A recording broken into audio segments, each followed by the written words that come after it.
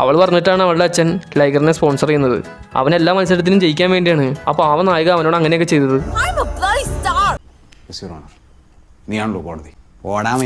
Final മാച്ചിന്റെ തലേന്ന് നായിക ഒരു അണ്ടർവേൾഡ് ഡോൺ തട്ടിക്കൊണ്ടുപോകും. കാരണം ഈ സ്പോൺസർ പുള്ളി ഡോണിന്റെ കാശ് വാങ്ങിയിട്ടുണ്ട്. അത് തിരിച്ചു കൊടുക്കാത്തതുകൊണ്ടാണ് മകളെ തട്ടിക്കൊണ്ടുപോയത്. പൈസ ഇല്ലാത്തതുകൊണ്ട് നായകൻ ഒരു കാലിപ്പട്ടി സംഘടിപ്പിച്ച് അങ്ങോട്ടേക്ക് ചെല്ലും. അവിടെ വെച്ച് കുറെ പെണ്ണുങ്ങൾ വന്ന് നായകനെ അടിച്ചിടും. നായകൻ പെണ്ണുങ്ങളൊന്നും ചെയ്യൂല. അതാണല്ലോ നായിക തല്ലാൻ വേണ്ടി ബാറ്റ് വിട്ടു പോയത്. അത് വിട്.